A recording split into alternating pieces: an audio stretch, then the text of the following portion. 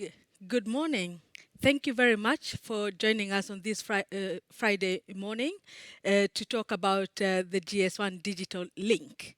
We have a very well attended webinar, so we are glad to see that there's quite a lot of interest in the GS1 Digital Link. And today I'm very happy to have with me Simon Shelberry, who's working with the Digital Link and also implementing it for his customers. So he's going to tell us about that. So we have an agenda, and in that, uh, we are going to talk about, I'm going to start with an introduction where I'm going to give an introduction to GS1 for those who may not know us. I'm also going to give a high level introduction to what the GS1 Digital Link is. And then Simon Shelberry from Kezzler is going to tell us why their customers are asking about the digital link and give us an example of how they've implemented it for traceability of milk products. I'm then going to conclude, and we are also going to hopefully have a time for a couple of questions. Great. So I'll start with the GS1. I think that a lot of people who are here today know who we are. But we are a global standards organization, and we are a neutral, not-for-profit organization that develops and maintains standards for efficient business communication. We are present in 116 countries where GS1 organizations such as GS1 Sweden help their customers implement a wide range of our standards. We have more than 2 million companies globally, and this is from small companies that are just selling one small product to very big global companies. And we say that we have around 6 billion barcodes being scanned every day, and 100 million products that carry GS1 barcodes. And GS1 started in the 70s, and the first barcode was scanned somewhere in the US in the early 70s. But what we are seeing is, like everything else around us, this is changing. So what I'm going to do is start with a company where we have Andrew and Lisa working in the labeling department. Lately, they've been getting a lot of questions from people who want to put different barcodes, different information on their products. And Lisa and Andrew decide to call a workshop to try and ask their colleagues, what do you really want from the label, so that we can have a label that is both appealing but also helps our customers in different ways. What is likely to happen is that you will get someone saying the barcode must be easy to find and it must scan first time every time. Then you'll get someone from legal saying there's no space for a barcode because we have a lot of legal information we have to have on that. Maybe someone from marketing saying barcodes are so ugly, do we have to have them on the packaging? And someone else says, yes, we actually need a few barcodes because we want to prove our sustainability claims. We also want to show the customer where the product was produced, and maybe even have a video instruction so that it's easier for them to use the product. The marketing department or the sales might want a barcode that the customer can scan to get rewards. And now the European Union is asking for a product passport with some kind of barcode on it. And also the consumers might want to scan it to get allergens. So at the beginning of this workshop, Andrew and Lisa were hoping that they'd get an easy way of displaying the information. What is likely to happen is to have a product that looks like this. And I think that if you go to the supermarket today, you will see products have a lot of different barcodes on them. And this obviously becomes confusing for the customer and also for the people who want to use this barcode to do something with them. I have to admit, I love barcodes, but even for me, it feels that too many of them are appearing on the product, and it becomes very difficult for our customers to choose which ones to scan. And that's why we need a barcode evolution, a barcode revolution, So the 6 million barcodes that are being scanned at retail point of sale, we still want them to be scanned, but we want to do something more with the barcode. And that's where the GS1 Digital Link comes in. So imagine the internet that has changed our lives, and GS1 with its barcode that revolutionized retail. Put them together and magic will happen. And that's what the GS1 Digital Link is. So what it is the traditional barcode that you have, put those numbers because they identify a product, and put a web address before them, which means that this barcode now becomes web enabled. And if you want, you can also put more information such as best before date, serial number, and batch number, which enables traceability. Then put a 2D barcode such as a QR code on that enables consumers to read the barcode and connect that to different sources of data. So, for example, the product information, product history, certification, allergen information, and others, and connect the identifier to one or more sources of information, and link to any number of resources.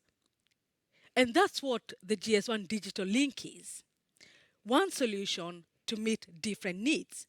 So after the workshop, what might have happened is that you would have a package with different barcodes on them, but with the GS1 Digital Link, you now have one barcode that enables you to do different things. It still will be able to scan at the retail point of sale, which is very important because you do not want to lose all that history and the 6 billion codes that have been scanned for so many years. You are able to connect the customer to product information. So, for example, it will be easier for them to read all the information you have on the label, and the manufacturer will also be able to put information relating to the packaging if they want to. You will also be able to connect that to promotional videos, instruction manuals, and other things. So this sounds very good in theory, and that's why I'm very happy to have with me Simen Shellberry, who will actually tell us how this is done in practice. And Simen, thank you very much for agreeing to do this. I know that you're working with different industries, and you hear a lot from companies in different industries that require additional information. And you're actually one of the companies that have actually implemented this in practice. So welcome to the stage, Simen. Thank you, Alice. God morgon. Really, when I basically see GS1 Digital Link and these upcoming product passports, whether that's private enterprise product passport solutions or whether that's linked to this new EU upcoming requirements of a product passport, I basically see sort of the product passport as the cloud part, and then the GS1 Digital Link, what's on the product leading to that. So I'm going to talk about very much like that product passport and GS1 Digital Link as it was the very same thing during my presentation today. So short about Kezzler. Basically, you could argue that Kezzler has been doing product passports for 20 years. In some aspect, we started the company way too early, so I would say that we've been successful the last 7 years. And now we sort of see that what we've been sort of trying to do for 20 years is now starting to become mandatory from an EU perspective. And what we didn't maybe predict 20 years ago is that the main use case going forward is going to be within sustainability and the circular economy, which I personally find quite interesting. So in essence, what we do is that we help enterprises, brand manufacturers to create their own traceability systems. So we deliver software, so that companies don't need to develop everything themselves from scratch, but they can take our technology and use as a component when building out their own private traceability systems. And also we work with the GS1 Sweden, and part of the reason why I'm here today, in addition to being a GS1 US solution partner, we are now also a partner of GS1 Norway, but I'm also working quite closely with the people from the Swedish office in trying to shape the future of the product passport within the battery industry. And I've been doing so for the last 2 years. When it comes to implementation, we're a quite small company. So when I say that companies build their own traceability systems, very often they would hire a consultancy like Accenture or Tata or Capgemini or Deloitte to sort of build their own traceability systems. But in turn, these companies pick and choose technologies off the shelf, and that is sort of why we're partnering with Accenture. Similarly, we're partnering with Microsoft to build joint solutions that works on existing infrastructure that our client has. Also trying to make joint solutions with Microsoft on this cloud for sustainability and supply chain control towers and so on. We have partners that help us to pull data out of factories. We work with large packaging companies such as Amcor to implement digital markers in packaging. I mentioned GS1 as a partner, obviously helping us to scale, since when we can use the same standards everywhere, that's also a way for a small company to scale. One of our owners is a company working with audits and business assurance and third-party verification, which I will talk a little bit about how we can tie that to GS1 standards later. And we also have a Swedish industrial investor, Billerud Korsnäs, which has a good focus on sustainability in the manufacturing of pulp and paper. Regarding clients, we normally, since we sit on quite or process quite corporate sensitive data, you're required to sign an NDA, but we can talk openly about a couple of clients, and FrieslandCampina is the one I'm going to talk about today. So when I talk about this product passport also internally in my own company, which is a global company with people all across the world, I'm trying to explain the relevance globally. And that is because every single global brand wanting to place a product on the European market would need to comply to these upcoming requirements. And why do it very differently in the rest of the world when you have to do it in the EU anyways? Also, EU is taking responsibility also outside of EU. So when Europeans consume products, we should not put the problem elsewhere in the world. So the requirements either directly or indirectly will affect global supply chains. And let's say a material manufacturer anywhere else in the world cannot exclude a customer's customer. They don't basically know where their ingredients or materials are going to end up. So basically EU is now helping to change whole supply chains through this new Green Deal. And last, US is taking very much a lead globally on food safety as an example. EU has taken a lead on sustainability, and many other countries will look to the EU and make similar solutions. You will see that going forward. It has already started to happen in California for batteries, as an example, a US version of product passports. So this is why we've gotten this the Green Deal, is also because EU see this as a way or a strategy for economic growth, because EU thinks that sustainability will lead to economic growth while dramatically reducing carbon footprint.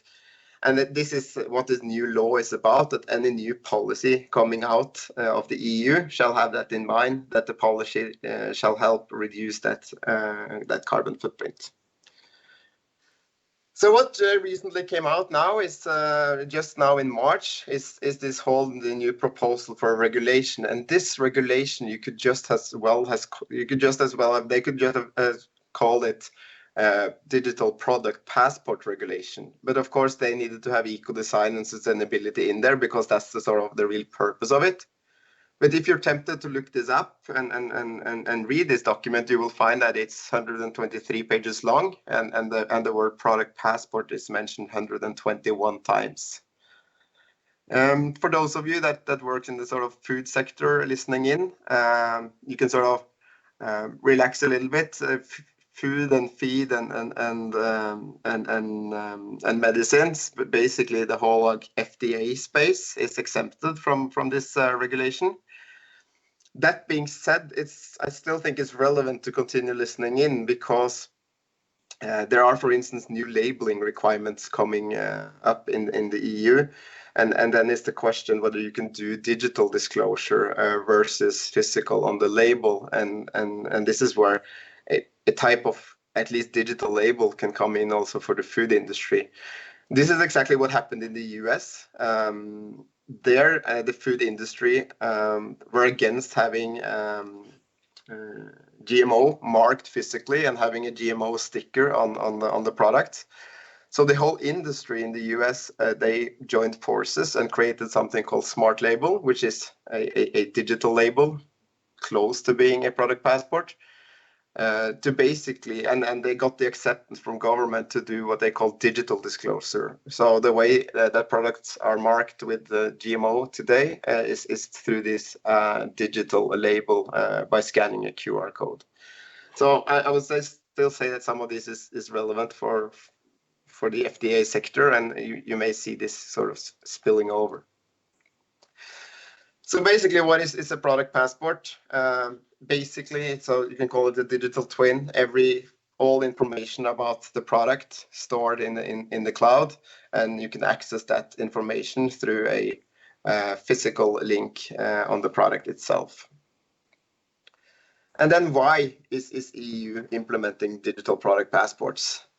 And I think EU they're really ambitious. I think when the EU wanted to introduce carbon quotas, I think many people were skeptical, but they actually managed to do it.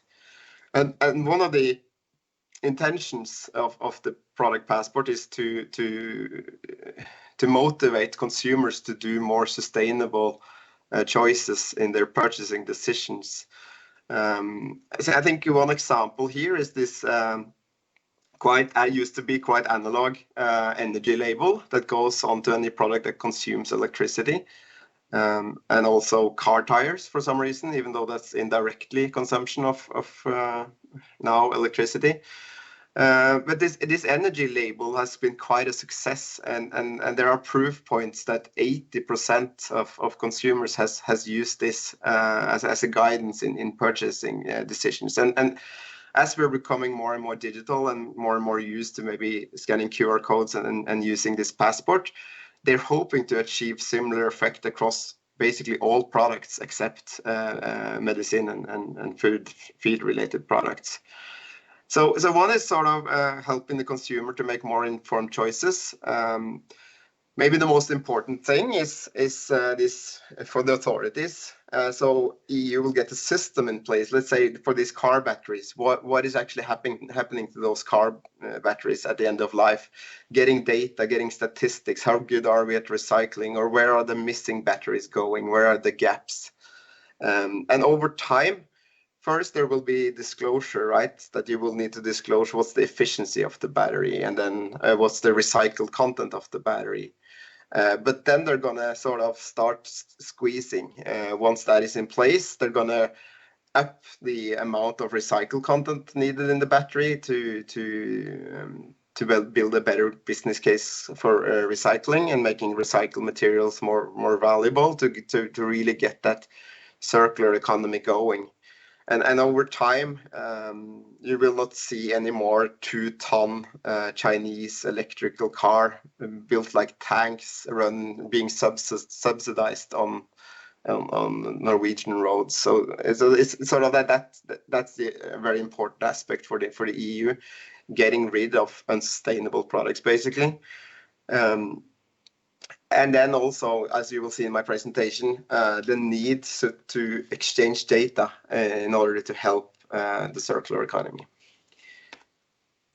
Also, we could look at the digital product passport a bit differently. You could almost look at it as an infrastructure to support the wider set of all EU legislation relating to the manufacturing and distribution and extended producer responsibility of making products. So just an example, there are sort of interlinked regulations and directives coming out, and one is deforestation, which again is highly relevant for the food industry because it affects.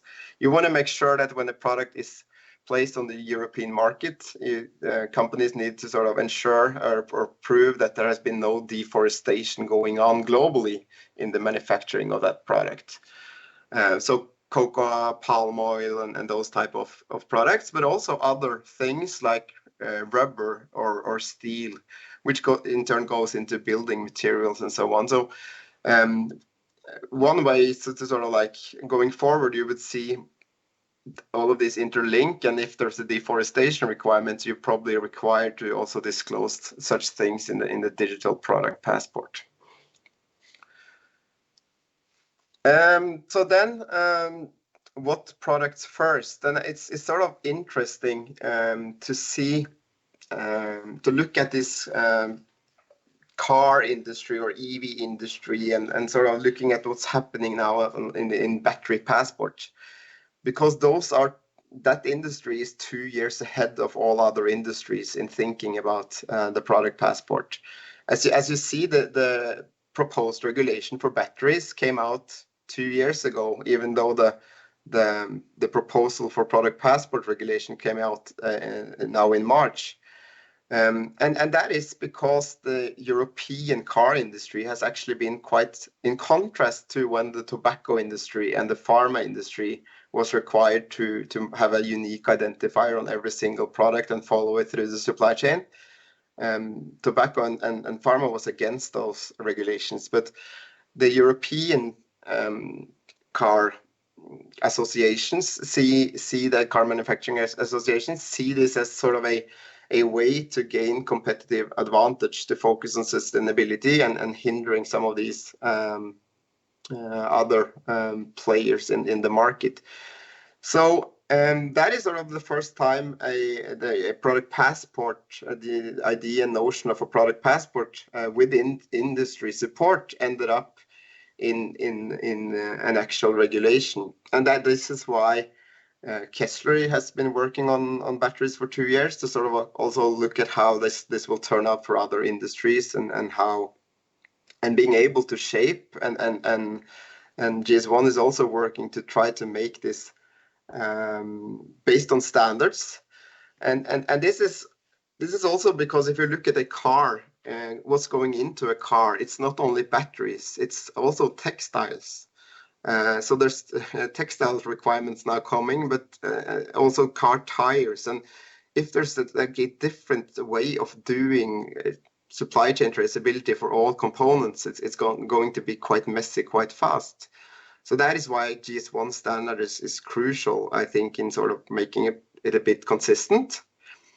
I know at least one Swedish company that does both textiles, furniture, electronics, and also children toys. And it would be quite costly if they were to implement 4 separate systems to basically solve more or less the same thing. And this is also why GS1 standards is highly important.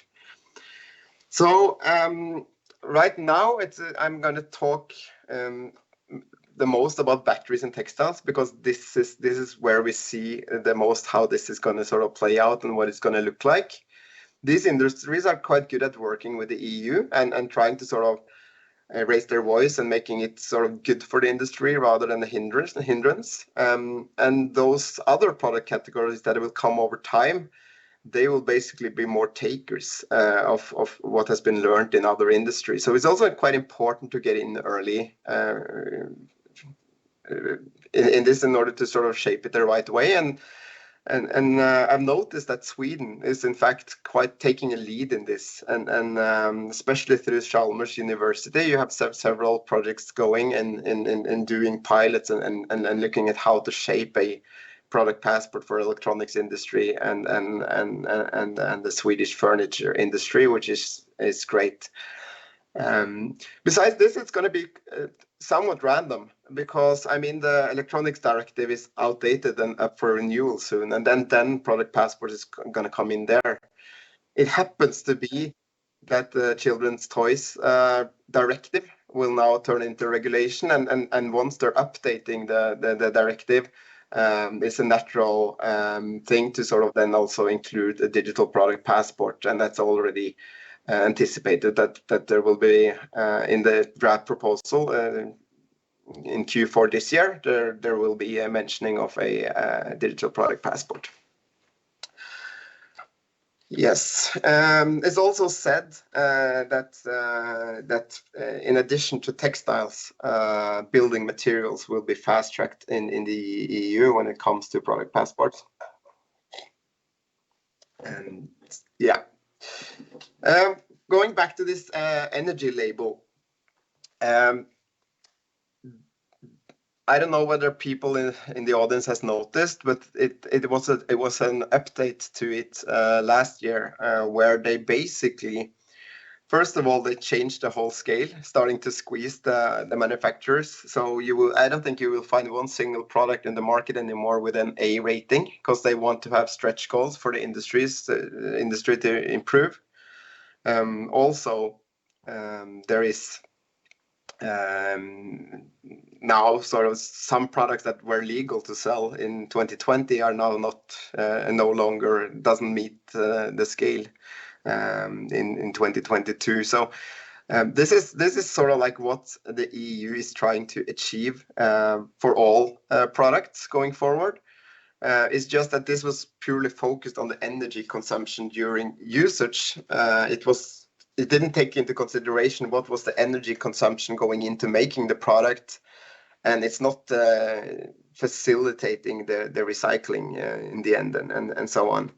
But note this link that came in 2021, because that's sort of the start, I would say, of turning what is now a digital label into a real product passport. So what happens when you scan this QR code on the energy label? You end up on an EU web page, and this is also an example of why GS1 Digital Link is needed. I guess when this was sort of written and decided, GS1 Digital Link was in its infancy, and GS1 wasn't able to sort of get in early enough to sort of tell them how things should be done. So I want you to notice a couple of things here.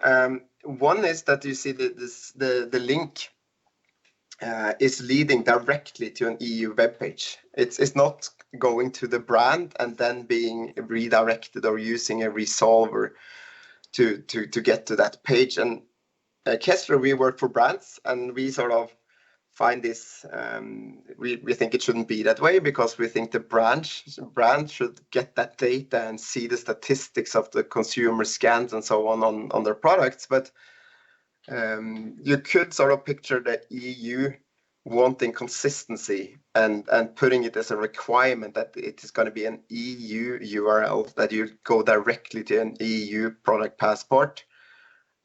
Simply because maybe the EU cannot trust that all manufacturers globally will be able to sort of have their redirectors software and so working at all times, and they don't want to risk consumers meeting a 404 web page doesn't exist. So this is not clear yet. You could only predict how this will turn out, but still using GS1 Digital Link is relevant. It's just the redirection and resolver part that may be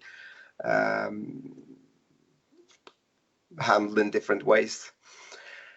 I think that the terrible thing here is that EU created their own identifier systems and spent the taxpayers' money on creating an identifier for the sole purpose of this, while they could have used the globally recognized GTIN as an identifier.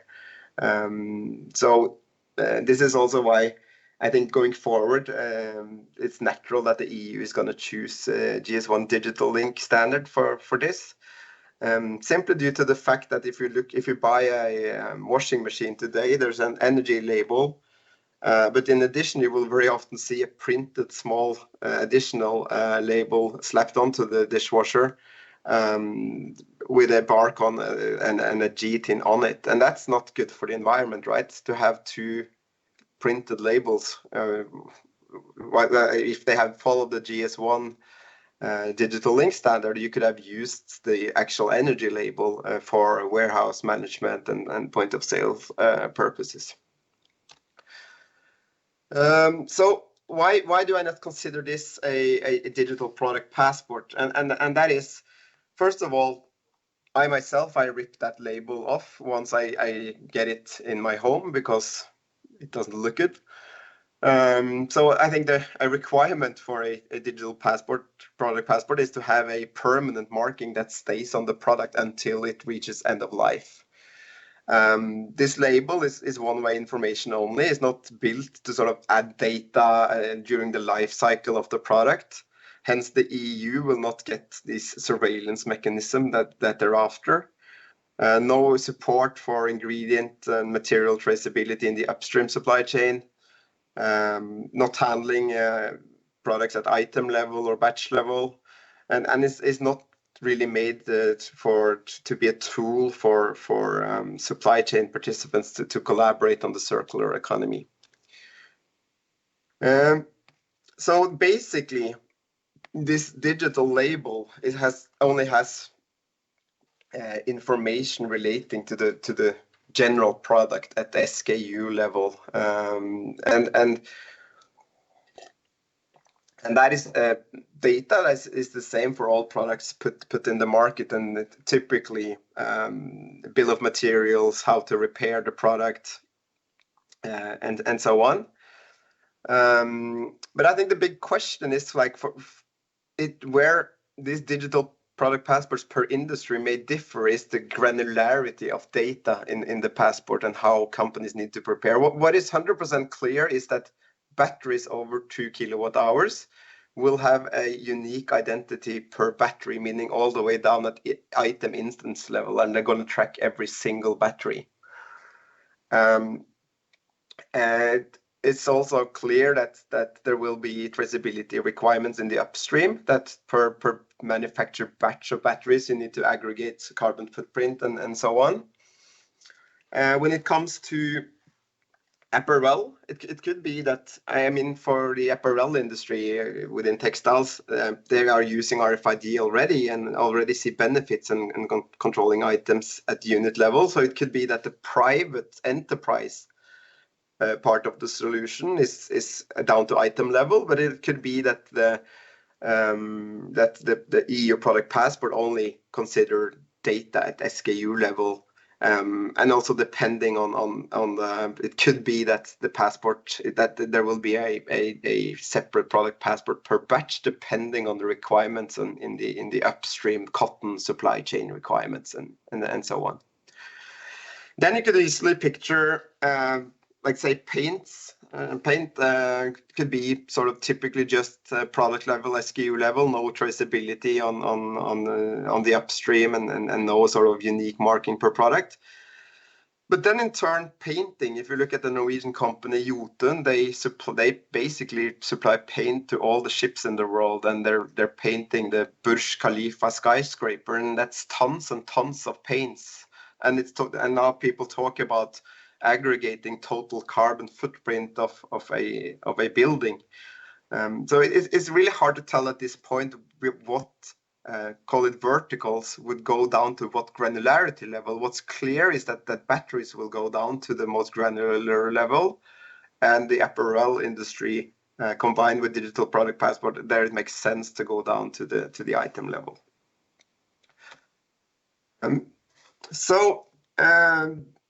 Basically, this product passport means that companies now are preparing, and I think already it is quite good traceability at factories, and the factory traceability is just that information needed to be lifted one step up to enterprise systems in order to be able to sort of take that data and share it with the outside world.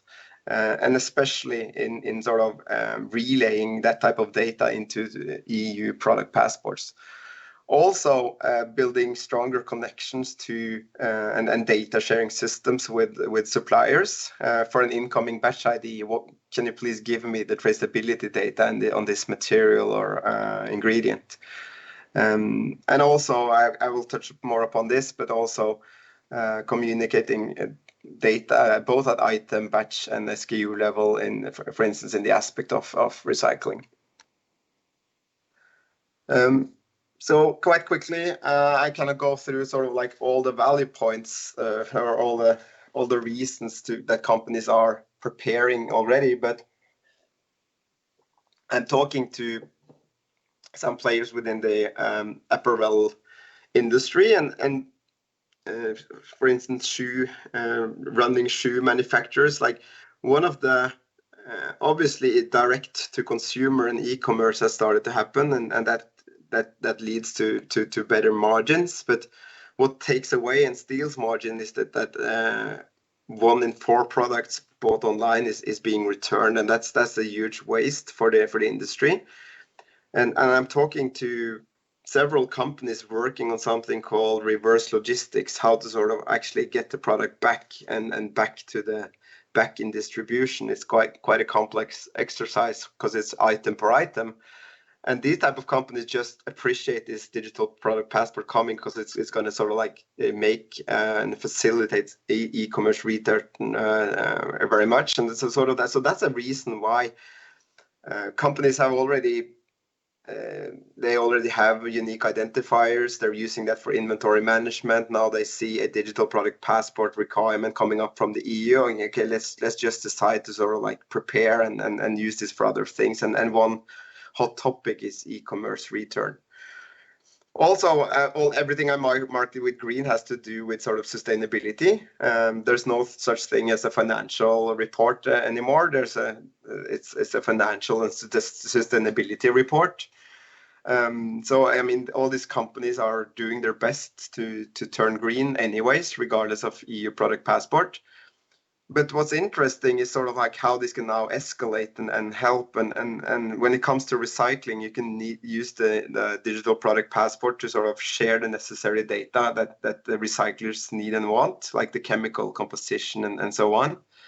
Maybe if you move this RFID from the hang tag to the wash label, maybe you could automate sorting and make better sorting machines and system at recycling facilities to basically lower the cost of recycled material, which is also important to the textile industry because there is going to be requirements to use a certain percentage of recycled material. And if they can then make that product basically cheaper and making then you're sort of like, it's basically going to make the circular economy and the circular flow tick. It could also be interesting to, if there was an RFID in the garment, to also get a notification back that my product is now sort of taken out of loop, and you could use that in the sustainability reporting. For instance, Microsoft Cloud for sustainability. I have to go a bit quickly, so I think I can share that this later. It is quite detailed, but what we're seeing is that companies now really has understood that they need to centralize UID management into a central system, and investing in systems where consumers can interact with the product and get information within milliseconds. So you need quite dedicated systems that are able to scale and still maintain the speed of relaying data. Also investing in these combined repositories that can both handle UIDs and GS1 EPCIS traceability events in the very same platform. And also it's important that these IT systems are quite secure, and we're after all talking about quite corporate sensitive data, and the companies need to have systems in place in order to have quite good control of what data am I sharing with what partners or what users. Which leads me to a little bit of an explanation that I maybe not that necessary in this forum because you're all experts wanting to listen in and you're well aware, but it's quite interesting how often I would sort of like need this slide just to sort of explain to people sort of some of the mechanics behind a digital link and an IT system. And some people has the perception that all the data for some reason sits in the QR code. And it's sort of like I cannot put my information there because then everyone will see my information. I think now people has learned a lot more during COVID and really understand what a QR code is. But some people also still have the notion that the product is somehow actually connected and being online, and that there's the data is sort of like flowing through the product and you cannot control the data. I sometimes need to explain to people that in the QR code there's just an address. It's an address that your mobile phone needs to know for what sort of database to look into. And then there's an IT system that basically decides who gets to see what data. That is based on whether you're logged in, what country you are in, whether a supply chain partner has an IT system that has a whitelisted IP address. So basically, companies are investing in IT systems where they are in total control of who sees what data when scanning a QR code. I will go a bit quicker, Alice, because I don't have time to go too much in detail into exactly how things are panning out. I know you want me to get to the use case of GS1 Digital Link, but basically what I'm going to tell here is that all along the supply chain there is something called this GS1 EPCIS standard, which is basically to tie traceability events and tie that to physical flow of materials. And this is where Kezzler now works together with GS1 for the battery industry to also see and to explore whether, first of all, there's a lot of talk about third-party audits and certification, and GS1 EPCIS already supports being able to tie certificates and audits to physical batches of products moving in the supply chain. We are looking at, we're exploring and maybe expanding that to also make the carbon footprint of the actual material follow the physical flow by using the GS1 EPCIS format, so that one party sends their carbon footprint to the next player, so that the next player can add their carbon footprint and so on. So you basically get the carbon footprint following the flow of materials along with child labor scoring and other things, and this is really interesting work, which I find it rewarding to work with the GS1, because this is something then the enterprise need to do anyways. This is about the physical traceability, and then there's a lot of talk about blockchain and the immutability of data and the trust and so on. But still, regardless of what will happen on legislation on the upstream and whether the ambition are too high or too low and how to sort of make this trusted and so on, you would still have to go through that physical exercise of physically tying data to batches and so on. Then I'm reaching the case study. And basically, this is a company that's part of the reason why they wanted to implement a private passport solution was preparing to report data to the government. That actually didn't happen, but still they are using this private passport and keep rolling it out in market. But I think they're now up to 17 markets where they're basically they see the business value of having a digital product passport. One is to sort of this company FrieslandCampina, which is the world's largest dairy cooperative. Food safety, and now with this Abbott scandal that you have in the US, you see that food safety is quite important in this segment, and FrieslandCampina really has good quality systems in place, and they want to show that to consumers. They want to show that there are a premium product by having premium food safety systems and mechanisms in place. And they also want to show all the quality steps going on in their factories, making sure that such scandals cannot happen, and also showing the very green grass in the Netherlands, which Chinese consumers aren't that used to, and really using the quality of their product and showing that through use of GS1 Digital Link.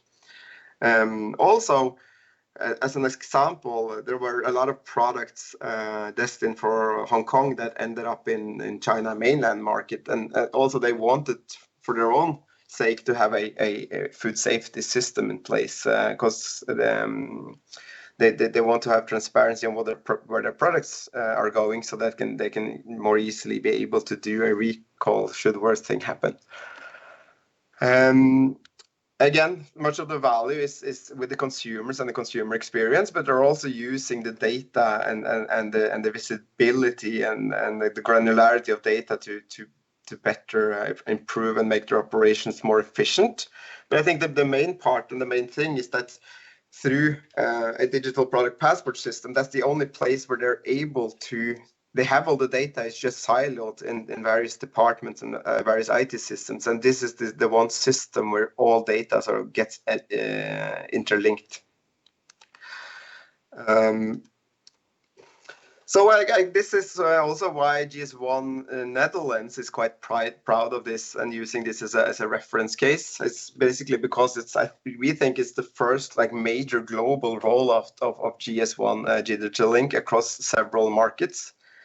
I think Alice in GS1 Sweden just learned yesterday that there's actually two GS1 Digital Links on this product. One, you can see on the right picture that there's a GS1 Digital Link at the bottom of the can for traceability purposes and scanning throughout the supply chain. And then there's a second one used for consumer engagement that you can only access post-purchase. So you can make sure that people are not going into stores and collecting loyalty points and so on. And these two codes are actually interlinked. Here you can see the second QR code, which is under the lid. And linking QR codes has many applications. And for instance, you want to keep a coherent story in the digital product passport. So maybe part of the data is happening by scanning a hang tag or a shoebox, but later you want to actually follow the products all the way to recycling, for instance. So the use of linking codes is quite use case of linking codes is quite interesting.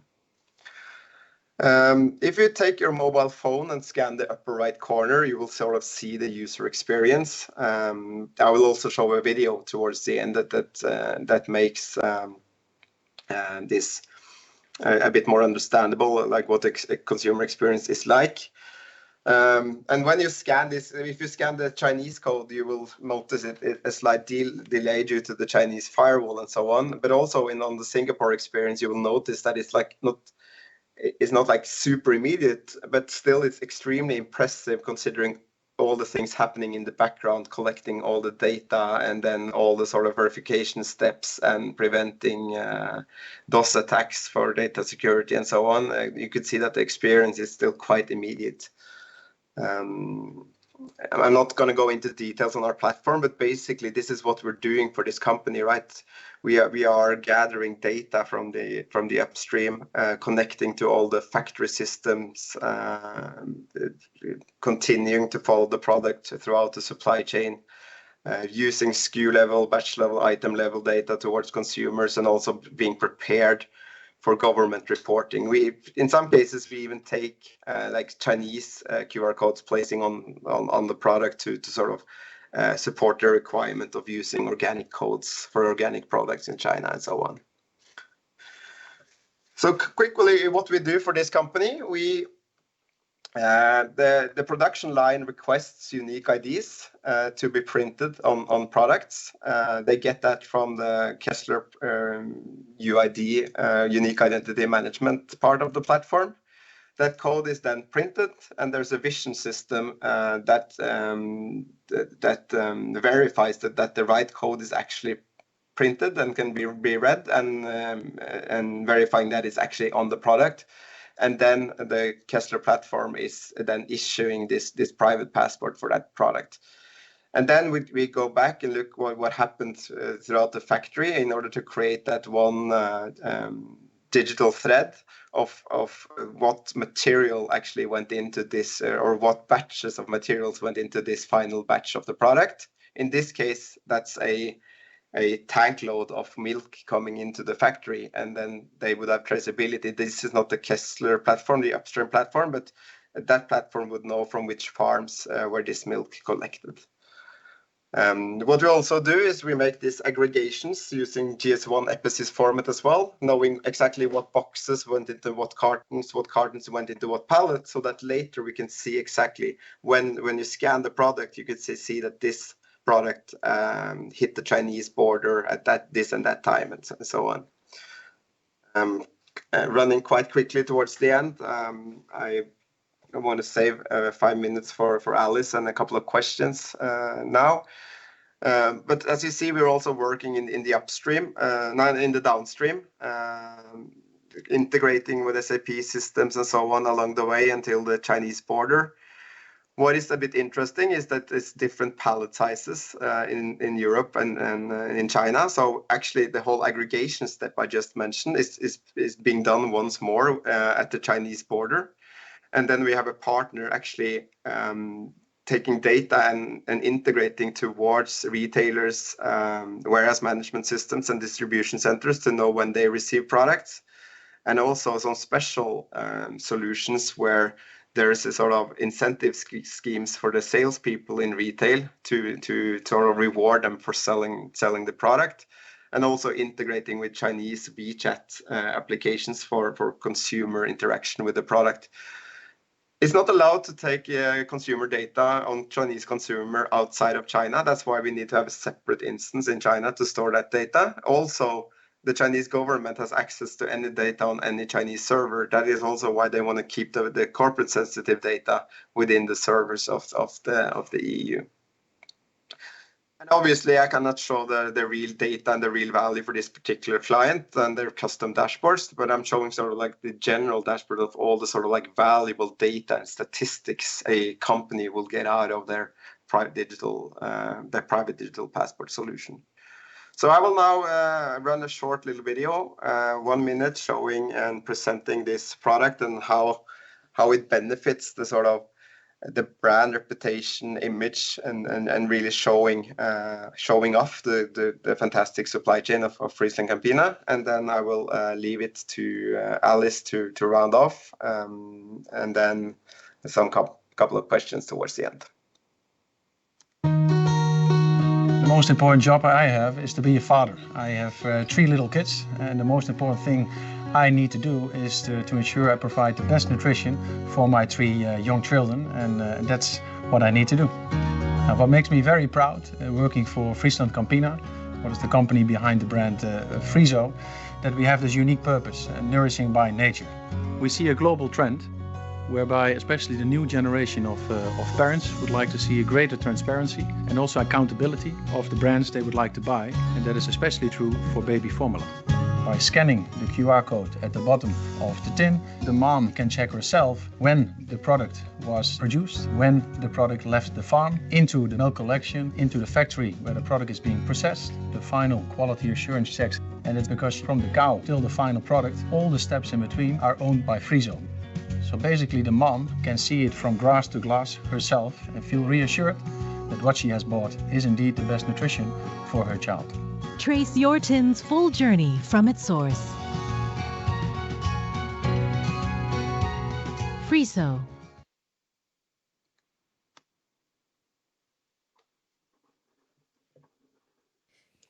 Great. Thank you very much for that wonderful presentation about how the digital link is being applied to a product, and also what the use cases are. So I'm going to round off a bit and just show a couple of slides, and then we will have time for 1 or 2 questions. So I think that Siemens' presentation was very clear in terms of what the digital link is and also what it's used for. Here at GS1 Sweden, we have created a few products where we are showing how you can use the GS1 Digital Link, and you can scan those barcodes, and then you will see different use cases. For example, one for textile with a serialized number and a product passport, the recyclable cup and where to recycle it, and also a product with food, and to see how you could use the best before date. But I have to say, the presentation that Simon showed was much better in terms of how these products can be shown. I don't know whether you can see my slides. You can, yeah, great. So I think a lot of companies here are asking, can we just do this? For most of you, you could just start using the digital link. And we had a presentation from the Commission regarding the product passport, which said, do not wait for any more documents to come or regulations. They're going to clarify what to do, but you could start doing something now.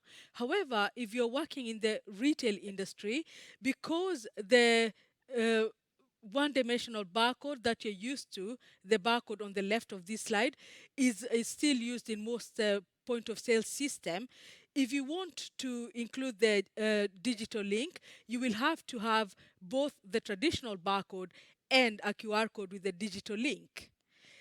However, there's an ambition that all point of sale systems in the world at the end of 2027 will be able to read 2D barcodes, which means that a supplier, a brand owner, will be able to choose which barcode they want to put on the product. Some products will still be able to use their traditional barcode, and there's no need for additional information. They'll be able to do that. Or you will want to use a digital link and put it in a QR code, or in some industries, you might want to use something called the GS1 data matrix. So GS1 is trying to cater for all these needs. But if you're a retailer and you have a retail point of sale, be sure to start this journey so that your point of sale systems will be able to handle this. And the reason we are doing this is obviously to support a lot of use cases such as traceability, inventory management, consumer engagement, and sustainability, which is a hot topic now. If you have any questions, you can send those to me. My contact details will be in the material you will get after this. But also, we have a very good website with a lot of information. And for developers, we have a GitHub portal where you can go in and start creating your own digital links. We have time for one question, and I know that we have seen a few questions. Simon, would you like to pick one of those questions up? I can try to sort of, I'll answer three quite quickly. Yes. One was the question of when is this QR codes going to merge? I think you sort of like or are these QR codes going to merge into a QR code at one point? And I guess you just answered that. And I guess the timeline GS1 is looking at is that they want it to happen by 2027. By 2027, most have point of sale systems will support and have transitioned to reading QR codes rather than this a 1D code from the 1970s, 1980s. I think another question was regarding sort of like the architecture of what will this EU electronic system look like? Like what will the actual architecture be of the ones that you will report to? And that is not clear yet. There will be 16 implementing acts going forward to really detail how this will be per industry. But I think what is clear is that companies would need to create their own internal passport in order to sort of use that system to basically mirror to whatever architecture the EU decides for, and that involves. And the question is for what industry, for what granularity level. With that, it is quite clear for batteries, quite clear for textiles, but going forward, you need to see whether, like a children's toy, will there be a requirement to trace every single toy, or will it not? That is things that is not clear. I think that were the questions. There was also a question regarding the use of GS1 Digital Link, whether it's intellectual property. You have to answer, but in my opinion, the GS1 Digital Link is a standard free for everyone to use, and you could just start by sort of following that format to ensure that the whole supply chain can read the GTIN, even though there's a web URL in front of it. Thank you very much. So I hope that for you listening here, you've seen that you now have a more intelligent QR code. So instead of having a QR code that is meant for one purpose, where it probably just goes to a company website, here you have a QR code for that particular product that enables you to get a lot of benefits. Simon Shelbury, thank you very much for being with us here today. And I hope that those who've listened to this have found this as interesting as I have. Thank you very much. Thank you, Alice.